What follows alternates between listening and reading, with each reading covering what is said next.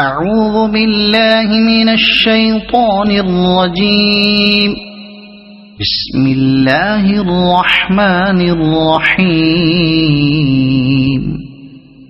سبح للہ ما فی السماوات وما فی الارض وهو العزیز الحکیم۔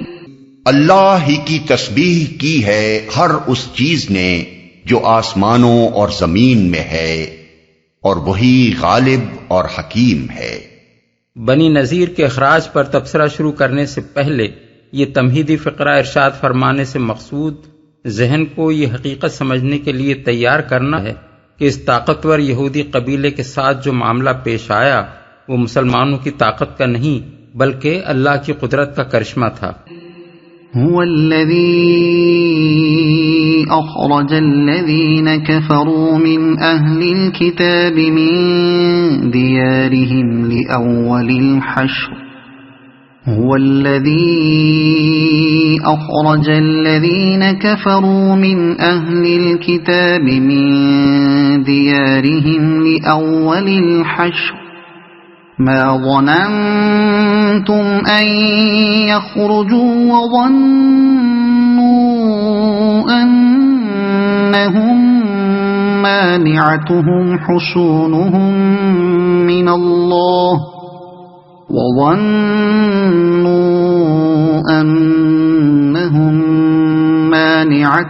حصونهم من الله فأتاهم الله من حيث لم يحتسبوا وقذف في قلوبهم الرعب يخربون بيوتهم بأيديهم وأيدي المؤمنين فاعتبروا يا أولي الأبصار۔ وہی ہے جس نے اہل کتاب کافروں کو پہلے ہی حملے میں ان کے گھروں سے نکال باہر کیا۔ تمہیں ہرگز یہ گمان نہ تھا کہ وہ نکل جائیں گے، اور وہ بھی یہ سمجھے بیٹھے تھے کہ ان کی گڑیاں انہیں اللہ سے بچا لیں گی، مگر اللہ ایسے رخ سے ان پر آیا جدھر ان کا خیال بھی نہ گیا تھا۔ اس نے ان کے دلوں میں رعب ڈال دیا۔ نتیجہ یہ ہوا کہ وہ خود اپنے ہاتھوں سے بھی اپنے گھروں کو برباد کر رہے تھے اور مومنوں کے ہاتھوں بھی برباد کروا رہے تھے۔ پس عبرت حاصل کرو اے دیدہ بینا رکھنے والو۔ پہلے ہی حملے میں اصل الفاظ ہیں لأول الحشر۔ حشر کے معنی ہیں منتشر افراد کو اکٹھا کرنا یا بکھرے ہوئے اشخاص کو جمع کر کے نکالنا، اور لأول الحشر کے معنی ہیں پہلے حشر کے ساتھ یا پہلے حشر کے موقع پر۔ اب رہا یہ سوال کہ اس جگہ اول حشر سے مراد کیا ہے، تو اس میں مفسرین کے درمیان اختلاف ہے۔ ایک گروہ کے نزدیک اس سے مراد بنی نذیر کا مدینے سے اخراج ہے، اور اس کو پہلا حشر اس معنی میں کہا گیا ہے کہ ان کا دوسرا حشر حضرت عمر کے زمانے میں ہوا جب یہود و نصارہ کو جزیرۃ العرب سے نکالا گیا، اور آخری حشر قیامت کے روز ہوگا۔ دوسرے گروہ کے نزدیک اس سے مراد مسلمانوں کی فوج کا اجتماع ہے جو بنی نذیر سے جنگ کرنے کے لیے ہوا تھا، اور لأول الحشر کے معنی یہ ہیں کہ ابھی مسلمان ان سے لڑنے کے لیے جمع ہی ہوئے تھے اور کشت خون کی نوبت بھی نہ آئی تھی کہ اللہ تعالیٰ کی قدرت سے وہ جلاوطنی کے لیے تیار ہو گئے۔ بالفاظ دیگر یہاں یہ الفاظ بأول وہلہ کے معنی میں استعمال ہوئے ہیں۔ شاہ ولی اللہ صاحب نے اس کا ترجمہ کیا ہے در اول جمع کردن لشکر، اور شاہ عبد القادر صاحب کا ترجمہ ہے پہلے ہی بھیڑ ہوتے۔ ہمارے نزدیک یہ دوسرا مفہوم ہی ان الفاظ کا متبادر مفہوم ہے، نکال باہر کیا۔ اس مقام پر ایک بات آغاز ہی میں سمجھ لینی چاہیے تاکہ بنی نذیر کے اخراج کے معاملے میں کوئی ذہنی الجھن پیدا نہ ہو۔ نبی صلی اللہ علیہ وسلم سے بنی نذیر کا باقاعدہ تحریری معاہدہ تھا۔ اس معاہدے کو انہوں نے رد نہیں کیا تھا کہ معاہدہ ختم ہو جاتا، لیکن جس وجہ سے ان پر چڑھائی کی گئی وہ یہ تھی کہ انہوں نے بہت سی چھوٹی بڑی خلاف ورزیاں کرنے کے بعد آخر کار ایک صریح فعل ایسا کیا تھا جو نقض عہد کا ہم مانی تھا۔ وہ یہ کہ انہوں نے دوسرے فریق معاہدہ یعنی مدینے کی اسلامی ریاست کے صدر کو قتل کرنے کی سازش کی تھی، اور وہ کچھ اس طرح کھل گئی تھی کہ جب ان کو نقض معاہدے کا الزام دیا گیا تو وہ اس کا انکار نہ کر سکے۔ اس کے بعد رسول اللہ صلی اللہ علیہ وسلم نے ان کو 10 دن کا نوٹس دے دیا کہ اس مدت میں مدینہ چھوڑ کر نکل جاؤ ورنہ تمہارے خلاف جنگ کی جائے گی۔ یہ نوٹس قرآن مجید کے اس حکم کے ٹھیک مطابق تھا کہ اگر تم کو کسی قوم سے خیانت یعنی بدعہدی کا اندیشہ ہو تو اس کے معاہدے کو علانیہ اس کے آگے پھینک دو۔ سورہ الانفال آیت 58۔ اسی لیے ان کے اخراج کو اللہ تعالیٰ اپنا فعل قرار دے رہا ہے کیونکہ یہ ٹھیک قانون الہی کے مطابق تھا۔ گویا ان کو رسول اللہ صلی اللہ علیہ وسلم اور مسلمانوں نے نہیں بلکہ اللہ نے نکالا۔ دوسری وجہ جس کی بنا پر اللہ تعالیٰ نے ان کے اخراج کو اپنا فعل قرار دیا ہے آگے کی آیات میں ارشاد فرمائی گئی ہے، انہیں اللہ سے بچا لیں گی۔ اس ارشاد کو سمجھنے کے لیے یہ بات نگاہ میں رہنی چاہیے کہ بنی نذیر صدیوں سے یہاں جمے ہوئے تھے۔ مدینے کے باہر ان کی پوری آبادی یکجا تھی جس میں ان کے اپنے قبیلے کے سوا کوئی دوسرا عنصر موجود نہ تھا۔ انہوں نے پوری بستی کو قلعہ بند کر رکھا تھا اور ان کے مکانات بھی گڑھیوں کی شکل میں بنے ہوئے تھے، جس طرح عموماً قبائلی علاقوں میں جہاں ہر طرف بدامنی پھیلی ہوئی ہو بنائے جاتے ہیں۔ پھر ان کی تعداد بھی اس وقت کے مسلمانوں سے کچھ کم نہ تھی اور خود مدینے کے اندر بہت سے منافقین ان کی پشت پر تھے۔ اس لیے مسلمانوں کو ہرگز یہ توقع نہ تھی کہ یہ لوگ لڑے بغیر صرف محاصرے ہی سے بدحواس ہو کر یوں اپنی جگہ چھوڑ دیں گے۔ اسی طرح خود بنی نذیر کے بھی وہم و گمان میں یہ بات نہ تھی کہ کوئی طاقت ان سے 6 دن کے اندر یہ جگہ چھڑا لے گی۔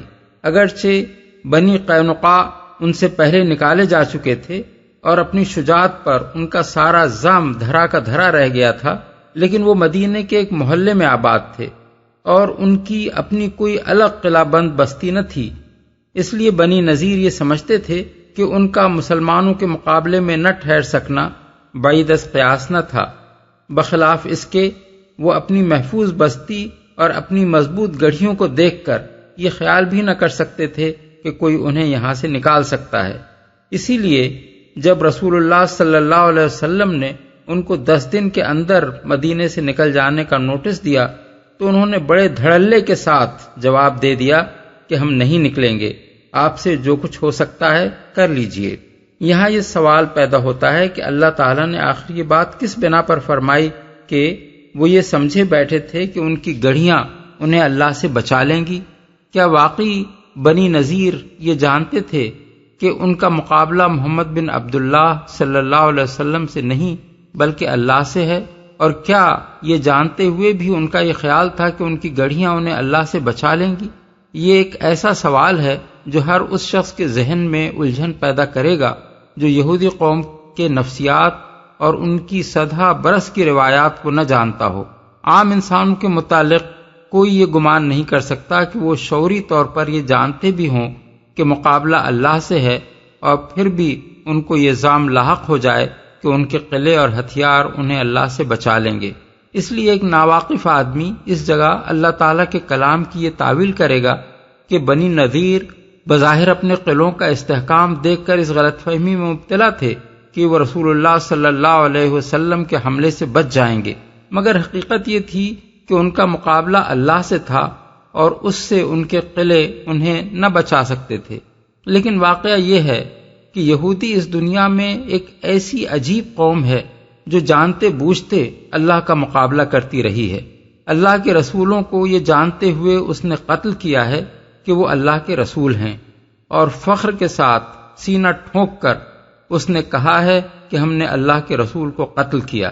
اس قوم کی روایات یہ ہیں کہ ان کے مورث اعلیٰ حضرت یعقوب علیہ السلام سے اللہ تعالیٰ کی رات بھر کشتی ہوتی رہی اور صبح تک لڑ کر بھی اللہ تعالیٰ ان کو نہ پچھاڑ سکا۔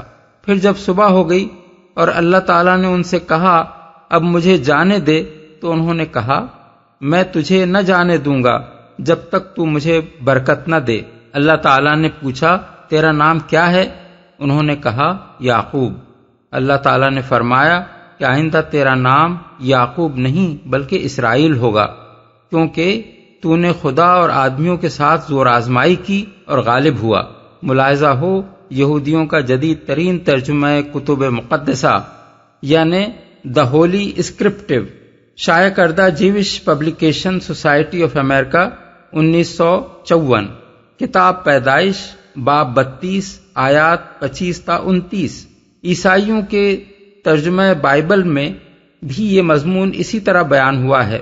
یہودی ترجمے کے حاشیے میں اسرائیل کے معنی لکھے گئے ہیں ہی ہو اسٹرائیوتھ ود گاڈ یعنی جو خدا سے زور آزمائی کرے، اور سائیکلوپیڈیا آف ببلیکل لٹریچر میں عیسائی علماء نے اسرائیل کے معنی کی تشریح یہ کی ہے ریسلر ود گاڈ یعنی خدا سے کشتی لڑنے والا۔ پھر بائبل کی کتاب ہوسیہ میں حضرت یعقوب کی تعریف یہ بیان کی گئی ہے کہ وہ اپنی توانائی کے ایام میں خدا سے کشتی لڑا، وہ فرشتے سے کشتی لڑا اور غالب آیا، باب 12 آیت 4۔ اب ظاہر ہے کہ بنی اسرائیل آخر ان حضرت اسرائیل کے صاحبزادے ہی تو ہیں جنہوں نے ان کے عقیدے کے مطابق خدا سے زور آزمائی کی تھی اور اس سے کشتی لڑی تھی۔ ان کے لیے آخر کیا مشکل ہے کہ خدا کے مقابلے میں یہ جانتے ہوئے بھی ڈٹ جائیں کہ مقابلہ خدا سے ہے۔ اسی بنا پر تو انہوں نے خود اپنے اعترافات کے مطابق خدا کے نبیوں کو قتل کیا، اور اسی بنا پر انہوں نے حضرت عیسیٰ کو اپنے ضام میں صلیب پر چڑھایا اور خم ٹھونک کر کہا انا قتلنا المسیح عیسیٰ ابن مریم رسول اللہ، یعنی ہم نے مسیح عیسیٰ ابن مریم رسول اللہ کو قتل کیا۔ لہذا یہ بات ان کی روایات کے خلاف نہ تھی کہ انہوں نے محمد صلی اللہ علیہ وسلم کو اللہ کا رسول جانتے ہوئے ان کے خلاف جنگ کی۔ اگر ان کے عوام نہیں تو ان کے ربی اور احبار تو خوب جانتے تھے کہ آپ اللہ کے رسول ہیں۔ اس کے متعدد شواہد خود قرآن میں موجود ہیں۔ ان کا خیال بھی نہ گیا تھا۔ اللہ کا ان پر آنا اس معنی میں نہیں ہے کہ اللہ کسی اور جگہ تھا اور پھر وہاں سے ان پر حملہ آور ہوا، بلکہ یہ مجازی کلام ہے۔ اصل مدعا یہ تصور دلانا ہے کہ اللہ سے مقابلہ کرتے ہوئے وہ اس خیال میں تھے کہ اللہ تعالیٰ ان پر صرف اسی شکل میں بلا لے کر آ سکتا ہے کہ ایک لشکر کو سامنے سے ان پر چڑھا کر لائے، اور وہ سمجھتے تھے کہ اس بلا کو تو ہم اپنی قلعہ بندیوں سے روک لیں گے، لیکن اس نے ایسے راستے سے ان پر حملہ کیا جدھر سے کسی بلا کے آنے کی وہ کوئی توقع نہ رکھتے تھے، اور وہ راستہ یہ تھا کہ اس نے اندر سے ان کی ہمت اور قوت مقابلہ کو کھوکھلا کر دیا، جس کے بعد نہ ان کے ہتھیار کسی کام آ سکتے تھے نہ ان کے مضبوط گڑھ۔ برباد کروا رہے تھے۔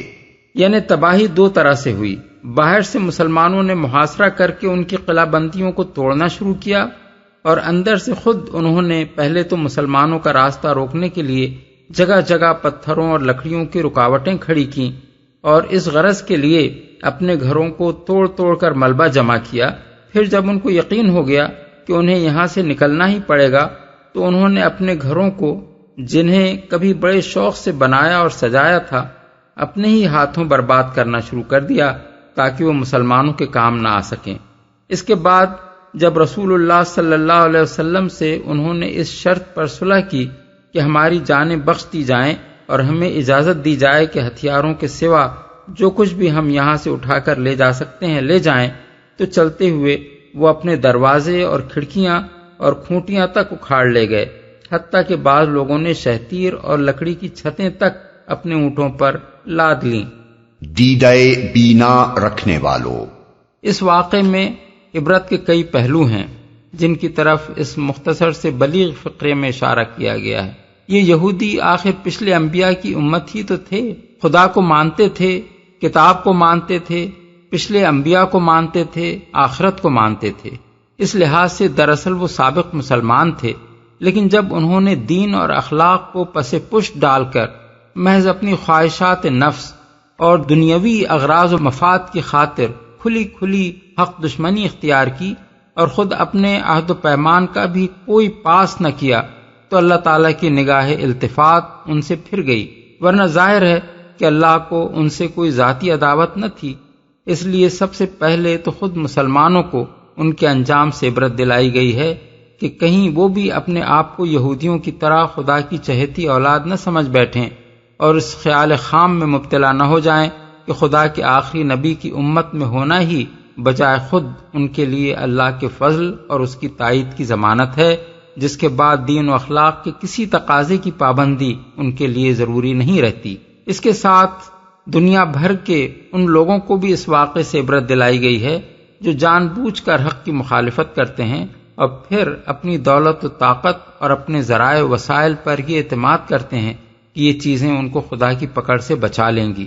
مدینے کے یہودی اس سے ناواقف نہ تھے کہ محمد صلی اللہ علیہ وسلم کسی قوم یا قبیلے کی سربلندی کے لیے نہیں اٹھے ہیں، بلکہ ایک اصولی دعوت پیش کر رہے ہیں جس کے مخاطب سارے انسان ہیں، اور ہر انسان قطع نظر اس کے کہ وہ کسی نسل یا ملک سے تعلق رکھتا ہو، اس دعوت کو قبول کر کے ان کی امت میں بلا امتیاز شامل ہو سکتا ہے۔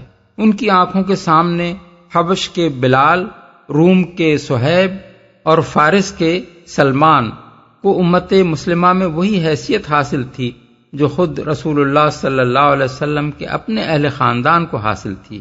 اس لیے ان کے سامنے یہ کوئی خطرہ نہ تھا کہ قریش اور اوس اور خزرج ان پر مسلط ہو جائیں گے۔ وہ اس سے بھی ناواقف نہ تھے کہ آپ جو اصولی دعوت پیش فرما رہے ہیں وہ بعینہی وہی ہے جو خود ان کے اپنے انبیاء پیش کرتے رہے ہیں۔ آپ کا یہ دعویٰ نہ تھا کہ میں ایک نیا دین لے کر آیا ہوں جو پہلے کبھی کوئی نہ لایا تھا اور تم اپنا دین چھوڑ کر میرا یہ دین مان لو، بلکہ آپ کا دعویٰ یہ تھا کہ یہ وہی دین ہے جو ابتدائے آفرینش سے خدا کے تمام انبیاء لاتے رہے ہیں، اور اپنی تورات سے وہ خود اس کی تصدیق کر سکتے تھے کہ فی الواقع یہ وہی دین ہے۔ اس کے اصولوں میں دین انبیاء کے اصولوں سے کوئی فرق نہیں ہے۔ اسی بنا پر تو قرآن مجید میں ان سے کہا گیا تھا کہ وَآمِنُوا بِمَا أَنزَلْتُ مُصَدِّقًا لِمَا مَعَكُمْ وَلَا تَكُونُوا أَوَّلَ كَافِرٍ بِهِ، یعنی ایمان لاؤ میری نازل کردہ اس تعلیم پر جو تصدیق کرتی ہے اس تعلیم کی جو تمہارے پاس پہلے سے موجود ہے، اور سب سے پہلے تم ہی اس کے کافر نہ بن جاؤ۔ پھر ان کی آنکھیں یہ بھی دیکھ رہی تھیں کہ محمد صلی اللہ علیہ وسلم کس سیرت و اخلاق کے انسان ہیں، اور آپ کی دعوت قبول کر کے لوگوں کی زندگیوں میں کیسا عظیم انقلاب برپا ہوا ہے۔ انصار تو مدت دراز سے ان کے قریب ترین پڑوسی تھے۔ اسلام لانے سے پہلے ان کی جو حالت تھی اسے بھی یہ لوگ دیکھ چکے تھے، اور اسلام لانے کے بعد ان کی جو حالت ہو گئی وہ بھی ان کے سامنے موجود تھی۔ پس دعوت اور داعی اور دعوت قبول کرنے کے نتائج سب کچھ ان پر عیاں تھے، لیکن یہ ساری باتیں دیکھتے اور جانتے ہوئے بھی انہوں نے محض اپنے نسلی تعصبات اور اپنے دنیاوی مفاد کی خاطر اس چیز کے خلاف اپنی ساری طاقت لگا دی جس کے حق ہونے میں کم از کم ان کے لیے شک کی گنجائش نہ تھی۔ اس دانستہ حق دشمنی کے بعد وہ یہ توقع رکھتے تھے کہ ان کے قلعے انہیں خدا کی پکڑ سے بچا لیں گے، حالانکہ پوری انسانی تاریخ اس بات پر شاہد ہے کہ خدا کی طاقت جس کے مقابلے میں آ جائے وہ پھر کسی ہتھیار سے نہیں بچ سکتا۔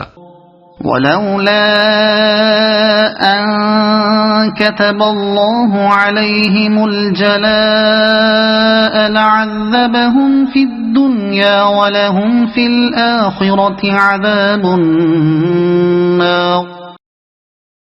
اگر اللہ نے ان کے حق میں جلا وطنی نہ لکھتی ہوتی تو دنیا ہی میں وہ انہیں عذاب دے ڈالتا، اور آخرت میں تو ان کے لیے دوزخ کا عذاب ہے ہی، وہ انہیں عذاب دے ڈالتا۔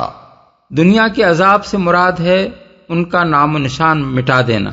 اگر وہ صلح کر کے اپنی جانیں بچانے کے بجائے لڑتے تو ان کا پوری طرح قلع قمع ہو جاتا، ان کے مرد مارے جاتے اور ان کی عورتیں اور ان کے بچے لونڈی غلام بنا لیے جاتے، جنہیں فدیہ دے کر چھڑانے والا بھی کوئی نہ ہوتا۔ ذَلِكَ بِأَنَّهُمْ شَاقُّوا اللَّهَ وَرَسُولَهُ وَمَن يُشَاقِّ اللَّهَ فَإِنَّ اللَّهَ شَدِيدُ الْعِقَابِ۔ مَا قَطَعْتُم مِّن لِّينَةٍ أَوْ تَرَكْتُمُوهَا قَائِمَةً عَلَى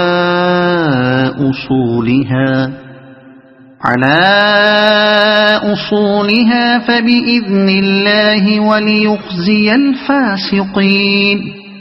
یہ سب کچھ اس لیے ہوا کہ انہوں نے اللہ اور اس کے رسول کا مقابلہ کیا، اور جو بھی اللہ کا مقابلہ کرے اللہ اس کو سزا دینے میں بہت سخت ہے۔ تم لوگوں نے کھجوروں کے جو درخت کاٹے یا جن کو اپنی جڑوں پر کھڑا رہنے دیا، یہ سب اللہ ہی کے اذن سے تھا، اور اللہ نے یہ اذن اس لیے دیا تاکہ فاسقوں کو ذلیل و خوار کرے۔ اللہ ہی کے اذن سے تھا۔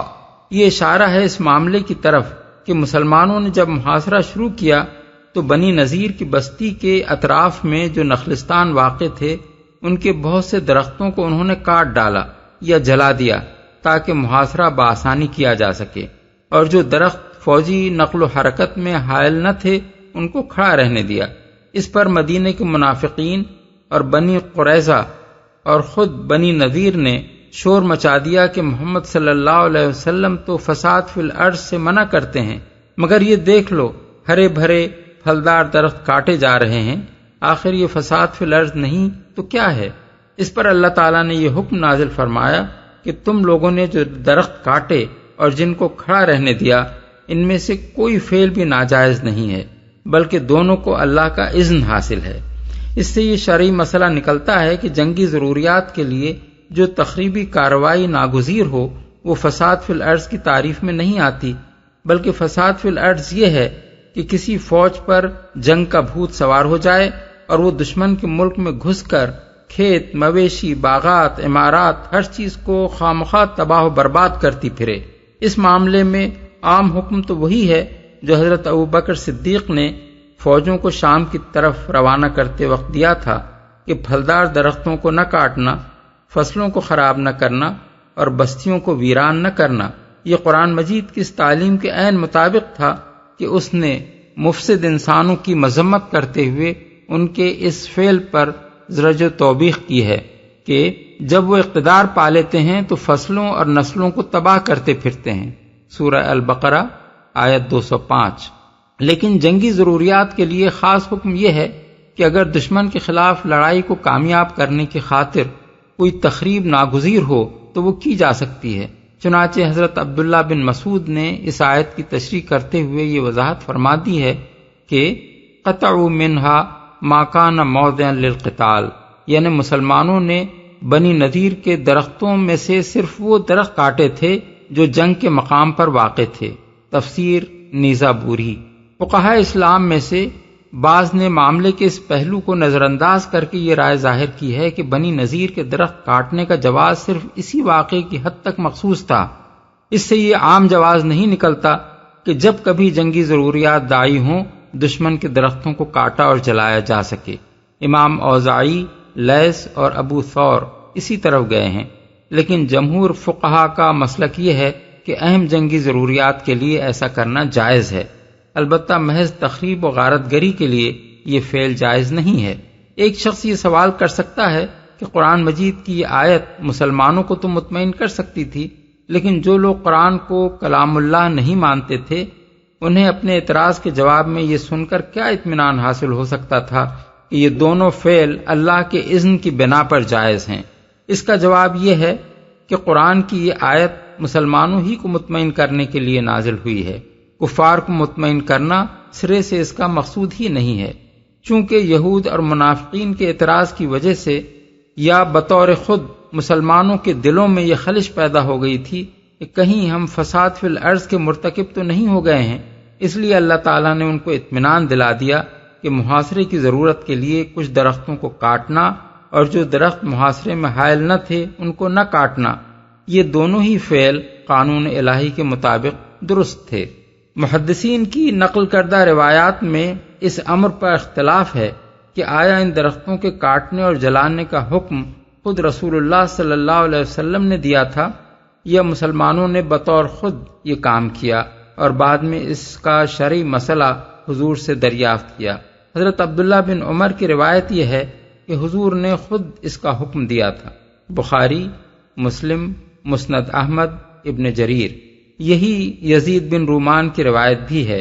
ابن جریر بخلاف اس کے مجاہد اور قتادہ کی روایت یہ ہے کہ مسلمانوں نے بطور خود یہ درخت کاٹے تھے، پھر ان میں اس مسئلے پر اختلاف ہوا کہ یہ کام کرنا چاہیے یا نہیں۔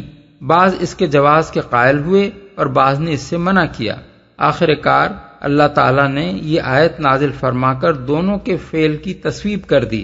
ابن جریر اسی کی تائید حضرت عبداللہ بن عباس کی یہ روایت کرتی ہے کہ مسلمانوں کے دلوں میں اس بات پر خلش پیدا ہوئی کہ ہم میں سے بعض نے درخت کاٹے ہیں اور بعض نے نہیں کاٹے۔ اب رسول اللہ صلی اللہ علیہ وسلم سے پوچھنا چاہیے کہ ہم میں سے کس کا فعل اجر کا مستحق ہے اور کس کے فعل پر مواخذہ ہوگا۔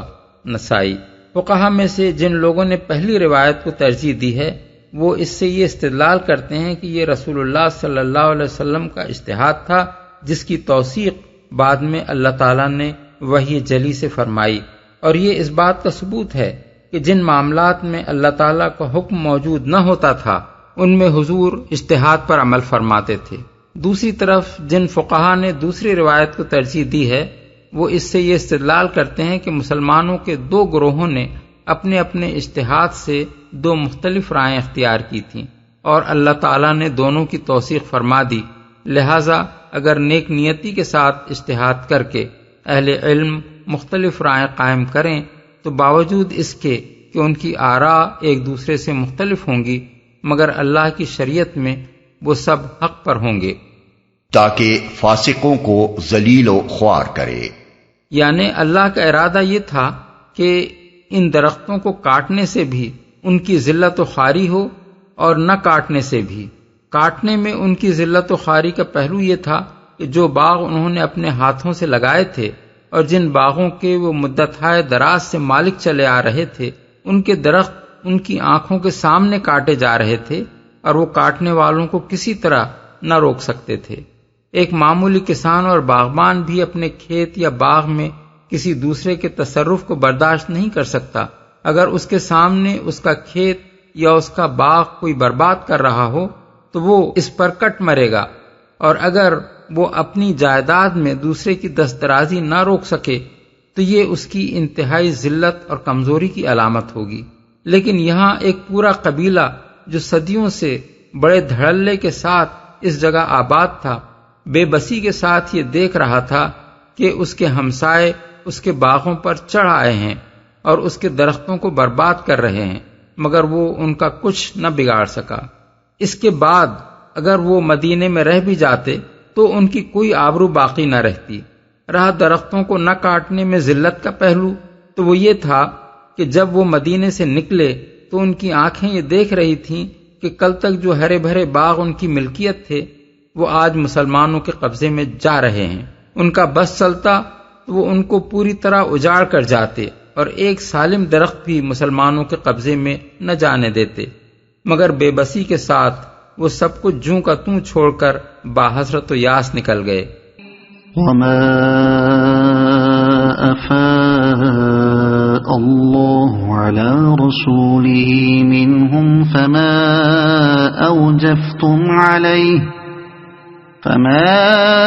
أوجفتم عليه من خيل ولا ركاب ولكن الله يسلط رسله على من يشاء والله على كل شيء قدير۔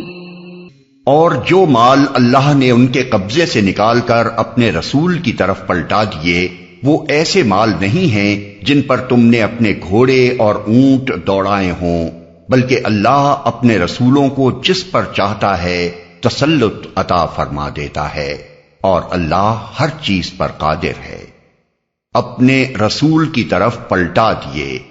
اب ان جائیدادوں اور املاک کا ذکر ہو رہا ہے جو پہلے بنی نذیر کی ملک تھیں اور ان کی جلاوطنی کے بعد اسلامی حکومت کے قبضے میں آئیں۔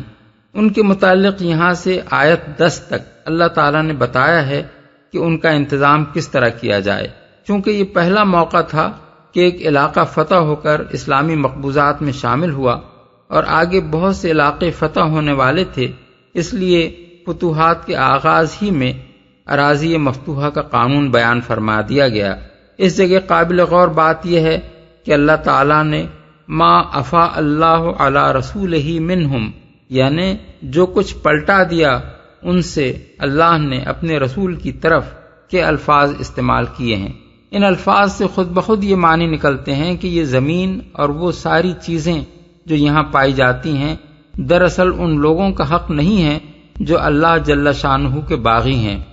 وہ اگر ان پر قابض و متصرف ہیں تو یہ حقیقت میں اس طرح کا قبضہ و تصرف ہے جیسے کوئی خائن ملازم اپنے آقا کا مال دبا بیٹھے۔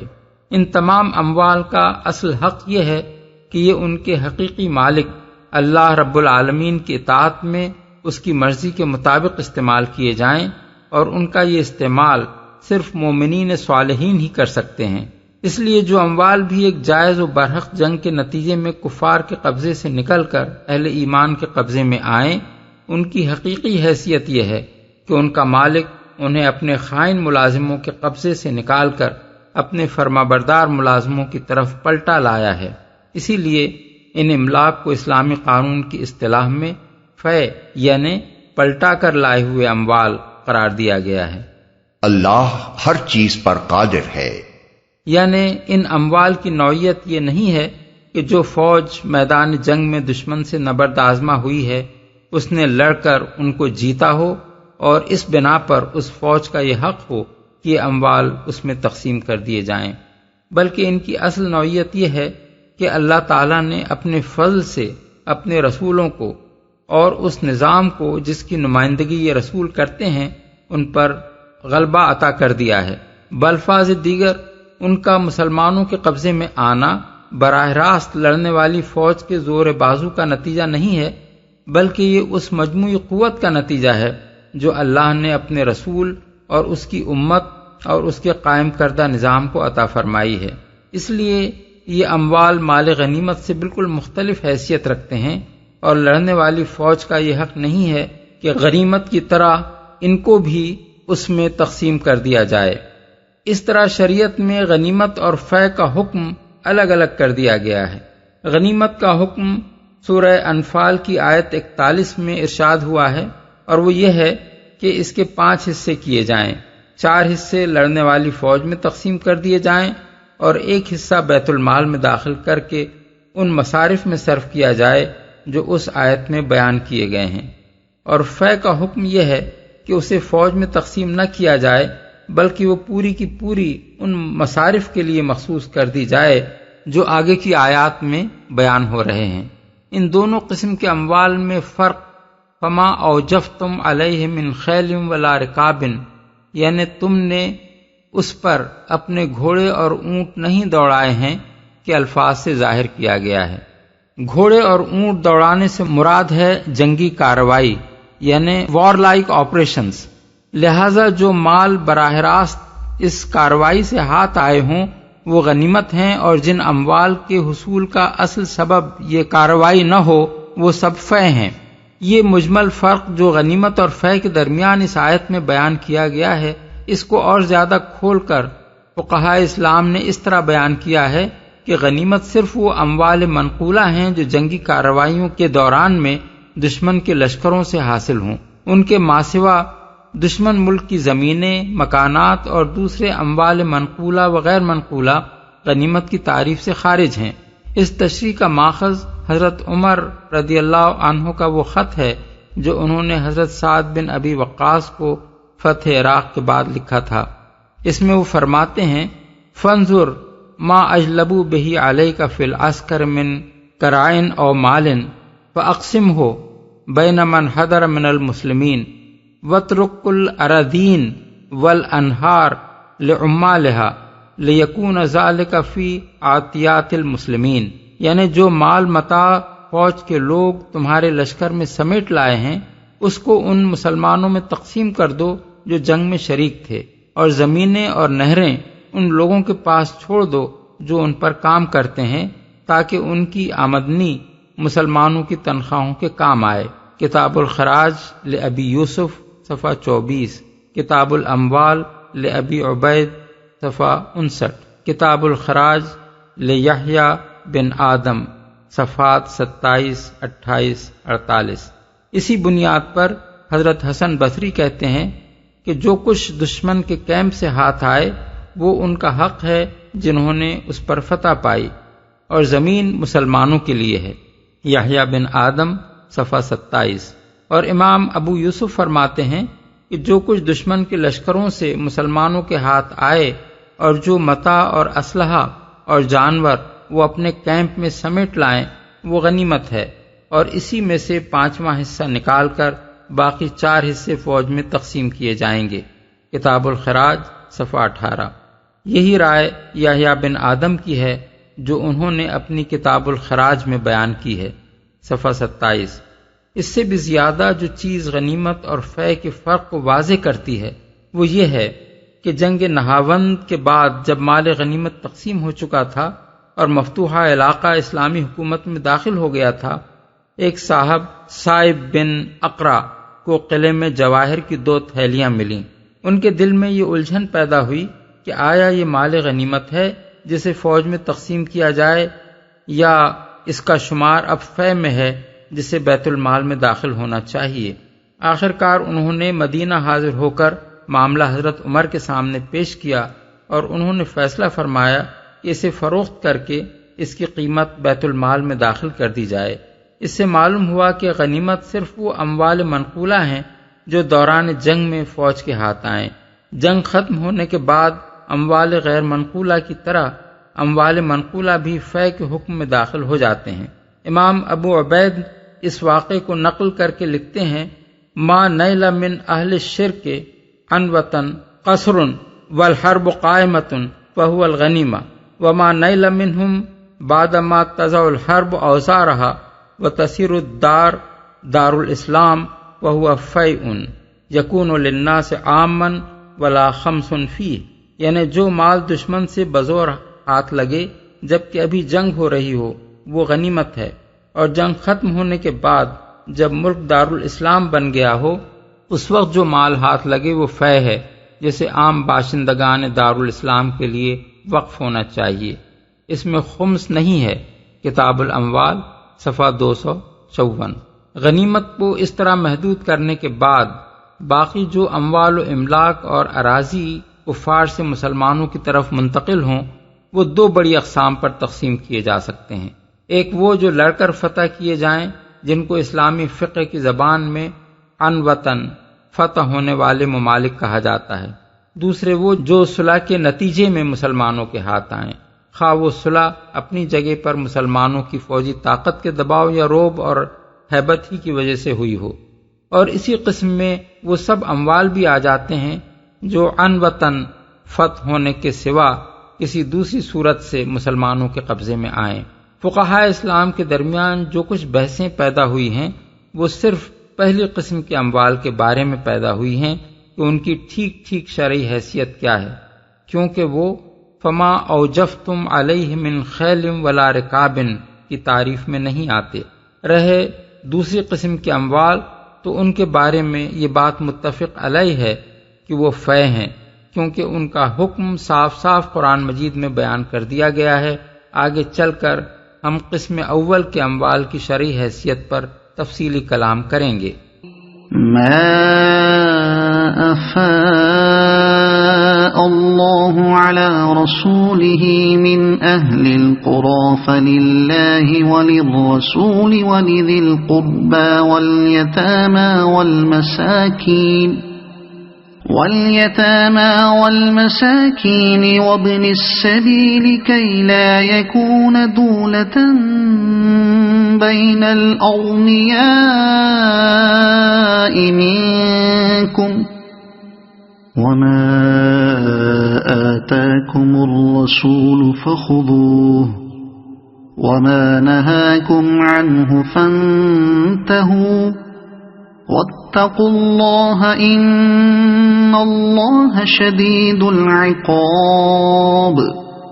جو کچھ بھی اللہ ان بستیوں کے لوگوں سے اپنے رسول کی طرف پلٹا دے وہ اللہ اور رسول اور رشتہ داروں اور یتامہ اور مساکین اور مسافروں کے لیے ہے، تاکہ وہ تمہارے مالداروں ہی کے درمیان گردش نہ کرتا رہے۔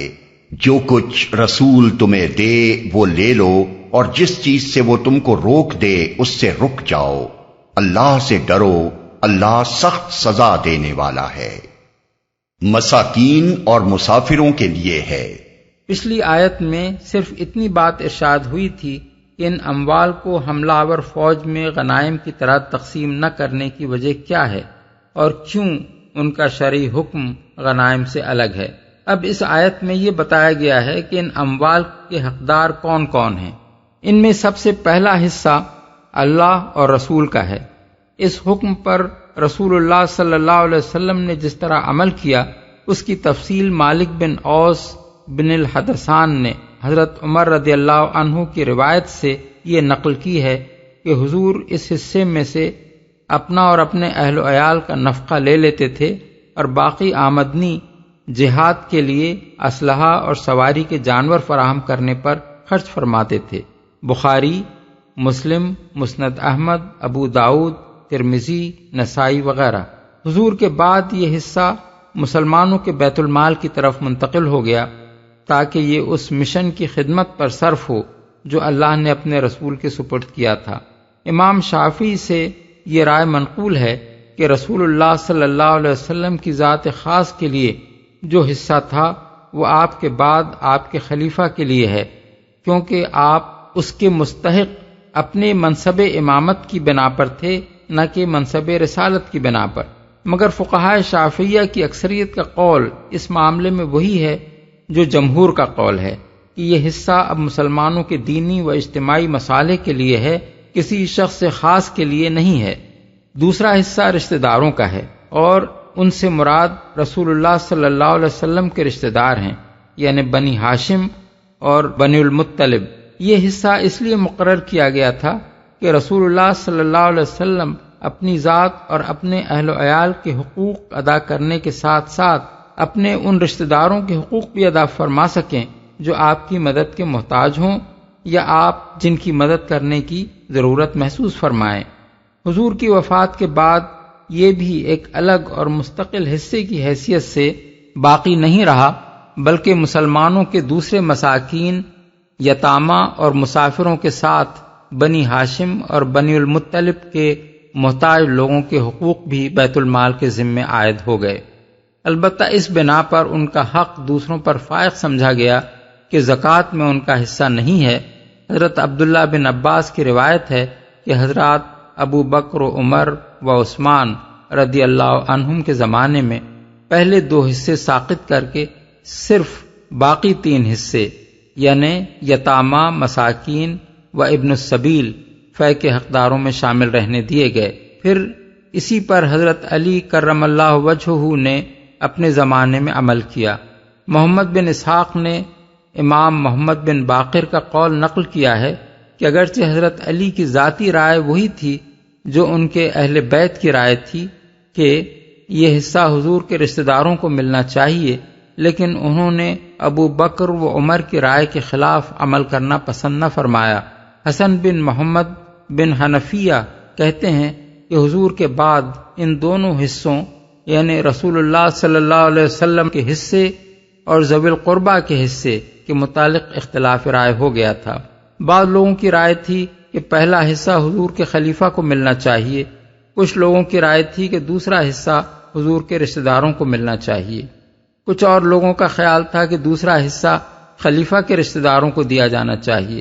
آخر کار اس بات پر اجماع ہو گیا کہ یہ دونوں حصے جہاد کی ضروریات پر صرف کیے جائیں۔ عطا بن صائب کہتے ہیں کہ حضرت عمر بن عبدالعزیز نے اپنے عہد میں حضور کا حصہ اور رشتہ داروں کا حصہ بنی ہاشم کو بھیجنا شروع کر دیا تھا۔ امام ابو حنیفہ اور اکثر فقہائے حنفیہ کی رائے یہ ہے کہ اس معاملے میں وہی عمل صحیح ہے جو خلفائے راشدین کے زمانے میں جاری تھا۔ کتاب الخراج لابی یوسف صفحہ 19 تا 21۔ امام شافعی کی رائے یہ ہے کہ جن لوگوں کا ہاشمی و مطلبی ہونا ثابت ہو یا عام طور پر معلوم و معروف ہو، ان کے غنی و فقیر دونوں طرح کے اشخاص کو فے میں سے مال دیا جا سکتا ہے۔ مغنی المحتاج حنفیہ کہتے ہیں کہ صرف ان کے محتاج لوگوں کی اس مال سے مدد کی جا سکتی ہے، البتہ ان کا حق دوسروں پر فائق ہے۔ روح المعانی۔ امام مالک کے نزدیک اس معاملے میں حکومت پر کوئی پابندی نہیں ہے۔ جس مد میں جس طرح مناسب سمجھے صرف کرے، مگر اولا یہ ہے کہ آل رسول صلی اللہ علیہ وسلم کو مقدم رکھے۔ حاشیۃ الدسوقی علی الشرح الکبیر۔ باقی 3 حصوں کے بارے میں فقہا کے درمیان کوئی بحث نہیں ہے، البتہ امام شافعی اور ائمہ ثلاثہ کے درمیان اختلاف یہ ہے کہ امام شافعی کے نزدیک فے کے جملہ اموال کو 5 برابر کے حصوں میں تقسیم کر کے ان میں سے ایک حصہ مذکورہ بالا مصارف پر اس طرح صرف کیا جانا چاہیے کہ اس کا 1/5 مصالح مسلمین پر، 1/5 بنی ہاشم و بنی المطلب پر، 1/5 یتامہ پر، 1/5 مساکین پر اور 1/5 مسافروں پر صرف کیا جائے۔ بخلاف اس کے امام مالک، امام ابو حنیفہ اور امام احمد اس تقسیم کے قائل نہیں ہیں، اور ان کی رائے یہ ہے کہ فے کا پورا مال مصالح مسلمین کے لیے ہے۔ مغنی المحتاج۔ مالداروں ہی کے درمیان گردش نہ کرتا رہے۔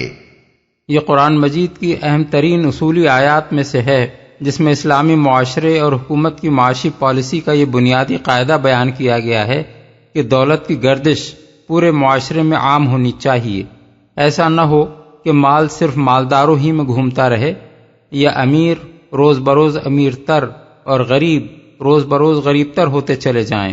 قرآن مجید میں اس پالیسی کو صرف بیان ہی کرنے پر اکتفا نہیں کیا گیا ہے، بلکہ اسی مقصد کے لیے سود حرام کیا گیا ہے۔ زکوٰۃ فرض کی گئی ہے، اموال غنیمت میں سے خمس نکالنے کا حکم دیا گیا ہے، صدقات نافلہ کی جگہ جگہ تلقین کی گئی ہے، مختلف قسم کے کفاروں کی ایسی صورتیں تجویز کی گئی ہیں جن سے دولت کے بہاؤ کا رخ معاشرے کے غریب طبقات کی طرف پھیر دیا جائے۔ میراث کا ایسا قانون بنایا گیا ہے کہ ہر مرنے والے کی چھوڑی ہوئی دولت زیادہ سے زیادہ وسیع دائرے میں پھیل جائے۔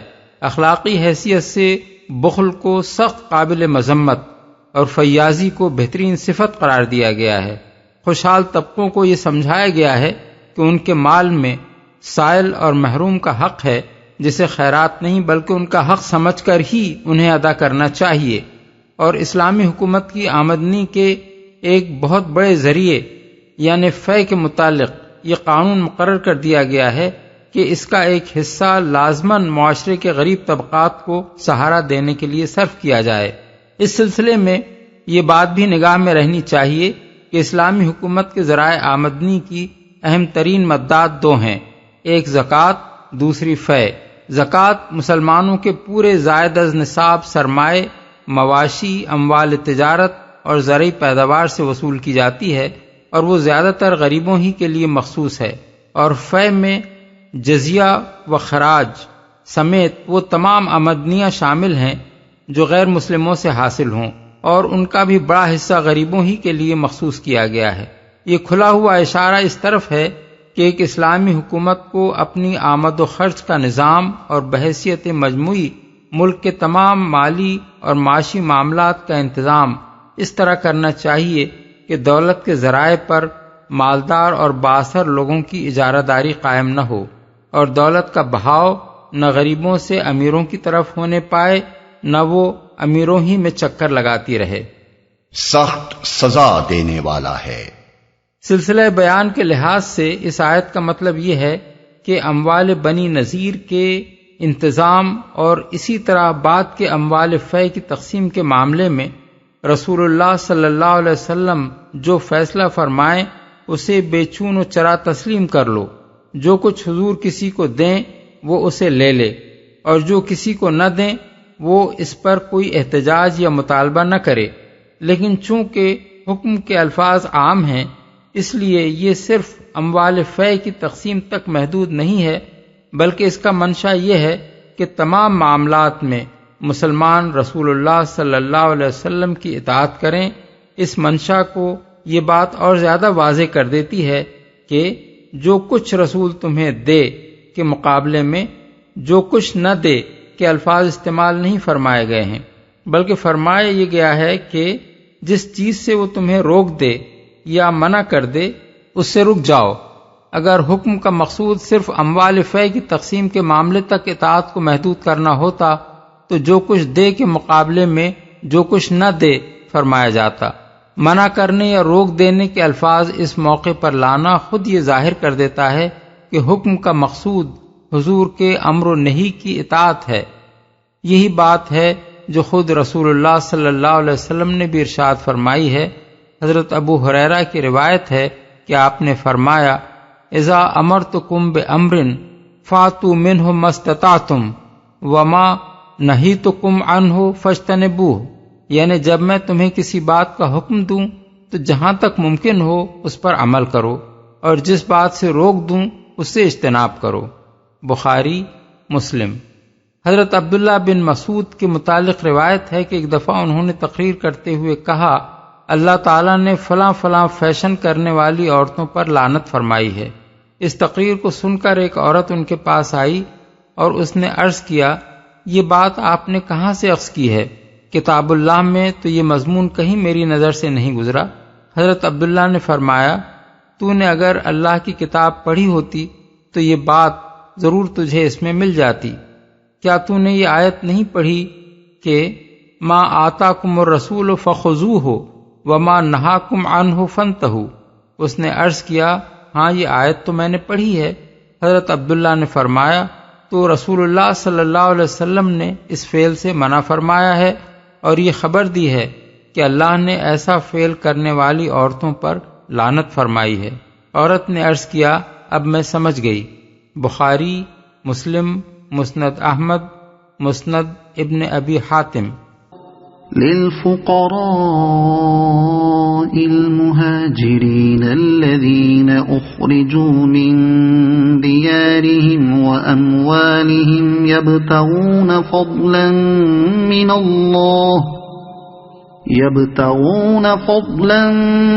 من الله ورضوانا وينصرون الله ورسوله اولئک هم الصادقون۔ نیز وہ مال ان غریب مہاجرین کے لیے ہے جو اپنے گھروں اور جائیدادوں سے نکال باہر کیے گئے ہیں۔ یہ لوگ اللہ کا فضل اور اس کی خوشنودی چاہتے ہیں اور اللہ اور اس کے رسول کی حمایت پر کمر بستہ رہتے ہیں، یہی راست باز لوگ ہیں۔ نکال باہر کیے گئے ہیں، اس سے مراد وہ لوگ ہیں جو اس وقت مکہ معظمہ اور عرب کے دوسرے علاقوں سے صرف اس بنا پر نکال دیے گئے تھے کہ انہوں نے اسلام قبول کر لیا تھا۔ بنی النضیر کا علاقہ فتح ہونے سے پہلے تک ان مہاجرین کے لیے گزر بسر کا کوئی مستقل ذریعہ نہ تھا۔ اب حکم دیا گیا کہ یہ مال جو اس وقت ہاتھ آیا ہے اور آئندہ جو اموال بھی فے کے طور پر ہاتھ آئیں، ان میں عام مساکین، یتامہ اور مسافروں کے ساتھ ساتھ ان لوگوں کا حق بھی ہے۔ ان سے ایسے سب لوگوں کو سہارا دیا جانا چاہیے جو اللہ اور اس کے رسول اور اس کے دین کی خاطر ہجرت پر مجبور ہو کر دارالاسلام میں آئیں۔ اس حکم کی بنا پر رسول اللہ صلی اللہ علیہ وسلم نے بنی النضیر کی جائیدادوں کا ایک حصہ مہاجرین میں تقسیم کر دیا، اور وہ نخلستان جو انصار نے اپنے مہاجر بھائیوں کی مدد کے لیے دے رکھے تھے ان کو واپس کر دیے گئے۔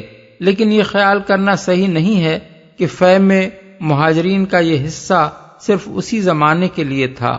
در حقیقت اس آیت کا منشا یہ ہے کہ قیامت تک جو لوگ بھی مسلمان ہونے کی وجہ سے جلاوطن ہو کر کسی مسلم مملکت کے حدود میں پناہ لینے پر مجبور ہوں، ان کو بسانا اور اپنے پاؤں پر کھڑے ہونے کے قابل بنانا اس ملک کی اسلامی حکومت کے فرائض میں شامل ہے، اور اسے زکوٰۃ کے علاوہ اموال فے میں سے بھی اس مد پر خرچ کرنا چاہیے۔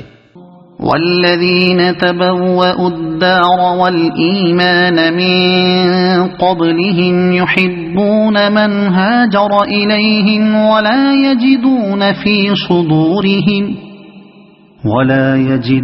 في صدورهم حاجة مما أوتوا ويؤثرون على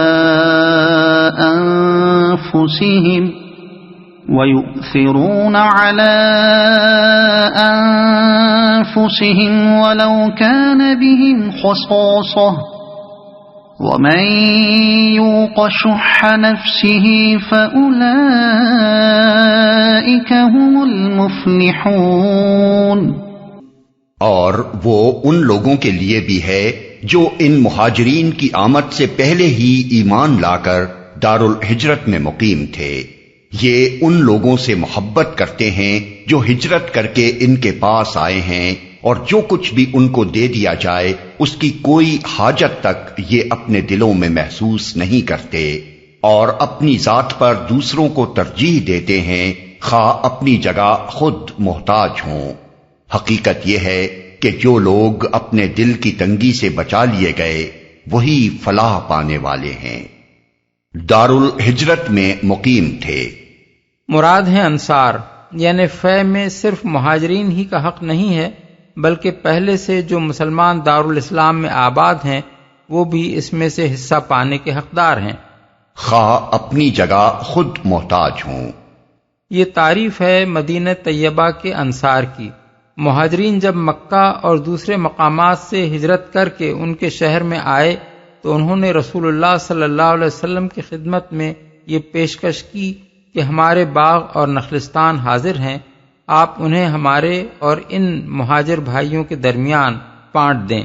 حضور نے فرمایا کہ یہ لوگ تو باغبانی نہیں جانتے، یہ اس علاقے سے آئے ہیں جہاں باغات نہیں ہیں، کیا ایسا نہیں ہو سکتا کہ اپنے ان باغوں اور نخلستانوں میں کام تم کرو اور پیداوار میں سے حصہ ان کو دو؟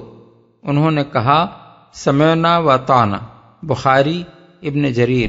اس پر مہاجرین نے عرض کیا ہم نے کبھی ایسے لوگ نہیں دیکھے جو اس درجہ ایثار کرنے والے ہوں، یہ کام خود کریں گے اور حصہ ہم کو دیں گے، ہم تو سمجھتے ہیں کہ سارا اجر یہی لوٹ لے گئے۔ حضور نے فرمایا نہیں، جب تک تم ان کی تعریف کرتے رہو گے اور ان کے حق میں دعائے خیر کرتے رہو گے تم کو بھی اجر ملتا رہے گا۔ مسند احمد۔ پھر جب بنی النضیر کا علاقہ فتح ہوا تو رسول اللہ صلی اللہ علیہ وسلم نے فرمایا کہ اب بندوبست کی ایک شکل یہ ہے کہ تمہاری املاک اور یہودیوں کے چھوڑے ہوئے باغات اور نخلستانوں کو ملا کر ایک کر دیا جائے، اور پھر اس پورے مجموعے کو تمہارے اور مہاجرین کے درمیان تقسیم کر دیا جائے، اور دوسری شکل یہ ہے کہ تم اپنی جائیدادیں اپنے پاس رکھو اور یہ متروکہ اراضی مہاجرین میں بانٹ دی جائیں۔ انصار نے عرض کیا یہ جائیدادیں آپ ان میں بانٹ دیں اور ہماری جائیدادوں میں سے بھی جو کچھ آپ چاہیں ان کو دے سکتے ہیں۔ اس پر حضرت ابو بکر پکار اٹھے جزاکم اللہ یا معاشر الانصار خیرا یحییٰ بن آدم بلازری۔ اس طرح انصار کی رضامندی سے یہودیوں کے چھوڑے ہوئے اموال مہاجرین ہی میں تقسیم کیے گئے، اور انصار میں سے صرف حضرت ابو دجانہ، حضرت سہل بن حنیف اور بروایت بعض حضرت حارث بن السمہ کو حصہ دیا گیا، کیونکہ یہ حضرات بہت غریب تھے۔ بلازری، ابن حشام، روح المعانی۔ اسی ایثار کا ثبوت انصار نے اس وقت دیا جب بحرین کا علاقہ اسلامی حکومت میں شامل ہوا۔ رسول اللہ صلی اللہ علیہ وسلم چاہتے تھے کہ اس علاقے کی مفتوحہ اراضی انصار کو دی جائیں، مگر انہوں نے عرض کیا کہ ہم اس میں سے کوئی حصہ نہ لیں گے جب تک اتنا ہی ہمارے مہاجر بھائیوں کو نہ دیا جائے۔ یحییٰ بن آدم۔ انصار کا یہی وہ ایثار ہے جس پر اللہ تعالیٰ نے ان کی تعریف فرمائی ہے۔ وہی فلاح پانے والے ہیں۔ بچ گئے نہیں فرمایا گیا بلکہ بچا لیے گئے ارشاد ہوا ہے، کیونکہ اللہ کی توفیق اور اس کی مدد کے بغیر کوئی شخص خود اپنے زور بازو سے دل کی تونگری نہیں پا سکتا۔ یہ خدا کی وہ نعمت ہے جو خدا ہی کے فضل سے کسی کو نصیب ہوتی ہے۔ شح کا لفظ عربی زبان میں کنجوسی اور بخل کے لیے استعمال ہوتا ہے، مگر جب اس لفظ کو نفس کی طرف منسوب کر کے شح نفس کہا جائے تو یہ تنگ نظری، تنگ دلی، کم حوصلگی اور دل کے چھوٹے پن کا ہم معنی ہو جاتا ہے، جو بخل سے وسیع تر چیز ہے، بلکہ خود بخل کی بھی اصل جڑ وہی ہے۔ اسی صفت کی وجہ سے آدمی دوسرے کا حق ماننا اور ادا کرنا تو درکنار، اس کی خوبی کا اعتراف تک کرنے سے جی چراتا ہے۔ وہ چاہتا ہے کہ دنیا میں سب کچھ اسی کو مل جائے اور کسی کو کچھ نہ ملے، دوسروں کو خود دینا تو کچا، کوئی دوسرا بھی اگر کسی کو کچھ دے تو اس کا دل دکھتا ہے۔ اس کی حرص کبھی اپنے حق پر قانع نہیں ہوتی، بلکہ وہ دوسروں کے حقوق پر دست درازی کرتا ہے، یا کم از کم دل سے یہ چاہتا ہے کہ اس کے گرد و پیش دنیا میں جو اچھی چیز بھی ہے اسے اپنے لیے سمیٹ لے اور کسی کے لیے کچھ نہ چھوڑے۔ اسی بنا پر قرآن میں اس برائی سے بچ جانے کو فلاح کی ضمانت قرار دیا گیا ہے، اور رسول اللہ صلی اللہ علیہ وسلم نے اس کو ان بدترین انسانی اوصاف میں شمار کیا ہے جو فساد کی جڑ ہیں۔ حضرت جابر بن عبداللہ کی روایت ہے کہ حضور نے فرمایا، اتقوا الشح فإن الشح أهلك من قبلكم حملهم على أن سفكوا دماءهم واستحلوا محارمهم۔ مسلم، مسند احمد، بیہقی، بخاری فی الادب۔ حضرت عبداللہ بن عمرو کی روایت میں الفاظ یہ ہیں، امرہم بالظلم فظلموا وامرہم بالفجور ففجروا وامرہم بالقطیعۃ فقطعوا۔ مسند احمد، ابو داؤد، نسائی۔ یعنی شح سے بچو، کیونکہ شح ہی نے تم سے پہلے لوگوں کو ہلاک کیا، اسی نے ان کو ایک دوسرے کے خون بہانے اور دوسروں کی حرمتوں کو اپنے لیے حلال کر لینے پر اکسایا۔ اس نے ان کو ظلم پر آمادہ کیا اور انہوں نے ظلم کیا، فجور کا حکم دیا اور انہوں نے فجور کیا، قطع رحمی کرنے کے لیے کہا اور انہوں نے قطع رحمی کی۔ حضرت ابو ہریرہ کی روایت ہے کہ حضور نے فرمایا، ایمان اور شح نفس کسی کے دل میں جمع نہیں ہو سکتے۔ ابن ابی شیبہ، نسائی، بیہقی فی شعب الایمان، حاکم۔ حضرت ابو سعید خدری کا بیان ہے کہ حضور نے ارشاد فرمایا، دو خصلتیں ہیں جو کسی مسلمان کے اندر جمع نہیں ہو سکتی، بخل اور بدخلقی۔ ابو داؤد، ترمذی، بخاری فی الادب۔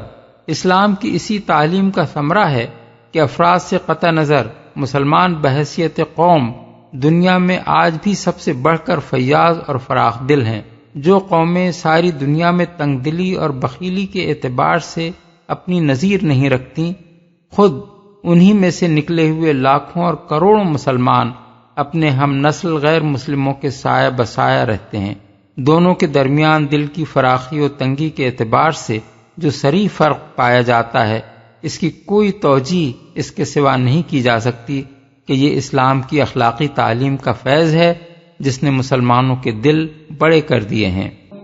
والذین جاءوا من بعدهم يقولون ربنا اغفر لنا ولإخواننا الذين سبقونا بالإيمان ولا تجعل في قلوبنا غلا للذين آمنوا ربنا إنك رؤوف رحيم۔ اور وہ ان لوگوں کے لیے بھی ہے جو ان اگلوں کے بعد آئے ہیں، جو کہتے ہیں اے ہمارے رب، ہمیں اور ہمارے ان سب بھائیوں کو بخش دے جو ہم سے پہلے ایمان لائے ہیں، اور ہمارے دلوں میں اہل ایمان کے لیے کوئی بغض نہ رکھ، اے ہمارے رب تو بڑا مہربان اور رحیم ہے۔